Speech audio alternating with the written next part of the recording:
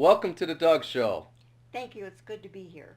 In a number of various art media, oil, acrylic paintings, woodblock prints, and now collages.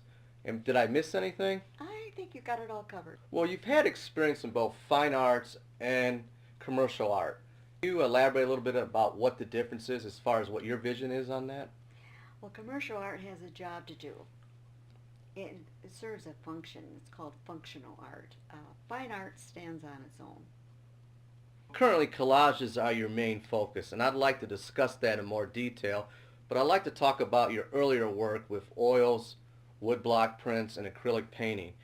And if you could walk me through what's the first step in the process when you start a piece of artwork or create one of your masterpieces. Well, you're being very generous there. Masterpieces. But what I start with after I get the idea is a drawing. Usually I have a master drawing. Essentially like a blueprint.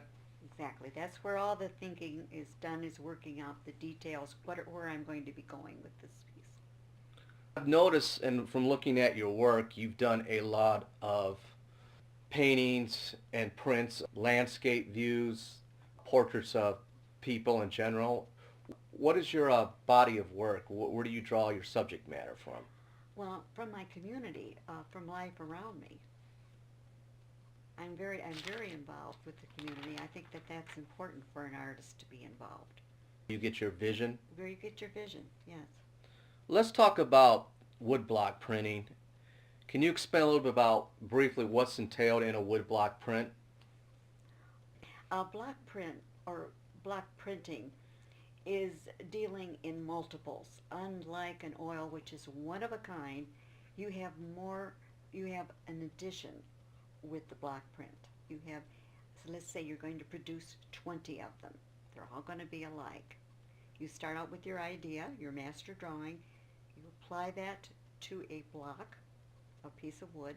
You carve away what you don't want reproduced, ink up what is left, apply paper, apply pressure, peel it off and let that dry. Repeat that process again. Then you go on carving more out,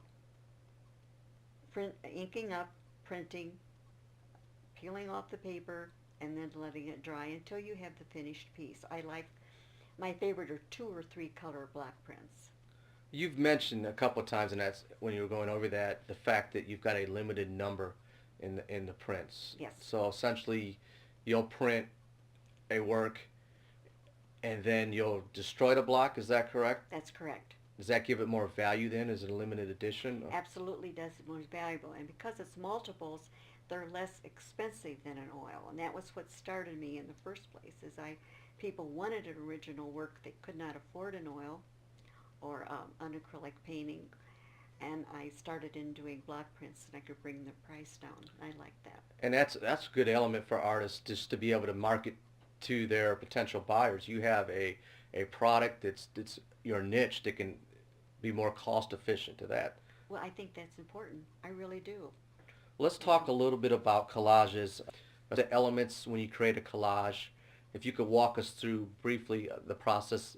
Well, my collages are paper collages, and literally cut colored paper, different shapes, and apply them to a mount or a board, let's say, and until I get a picture formed.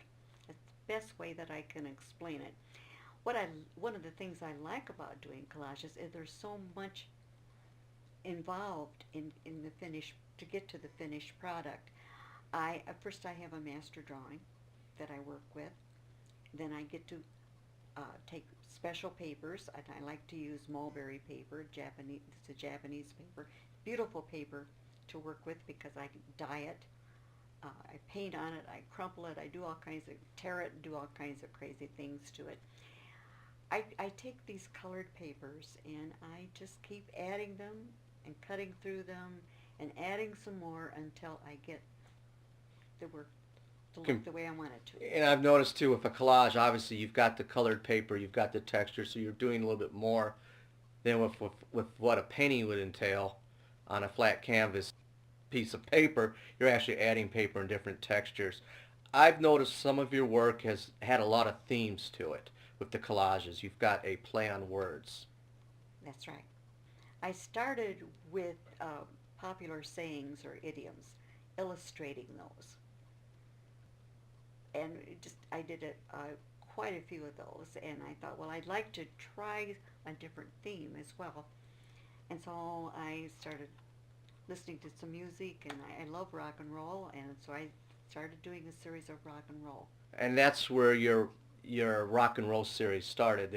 I believe it's 4 different collages that highlight different themes and music. Yes, yes, Or you've got more than that, but you've got one specifically for that. yes, that's correct. And I've also seen this work displayed at the Midwest Museum of Art, one of the places That's right. Yes, I've been involved with the museum for over 12 years, and I've been very, very fortunate to have awards there, and I'm in the private collection. well, one of the statements that I'm going to take from one of your brochures is, my work doesn't just happen. It is a careful visual observation of life as I know it. I try through my paintings and graphics to express a clear statement and content. Does that a good summarization of how you proceed from a visual concept of portraying your artwork? Well, yes, it is. I wrote this, oh my goodness, a number of years ago, and I could add to that. I could add that I think that you have to continue to learn, continue to try new things. I think one of the things that an artist needs to do is to be aware of the fact that when they lose a passion for what they're doing, it's time to move on. It's time to take risks and try new things. Well, that's some excellent advice for aspiring artists out there. Is there any other projects in the works that you're working on right now? Well, most of my paper collages have been quite small up to this point, but this last year I did one that's bigger than I am, and I think I'm going to continue doing some landscape in collages that are quite large. Well, I look forward to seeing more of your work at different galleries, and I really want to thank you again for the time that you spent with us today, and best of luck in the future, and have a great new year. Thank you.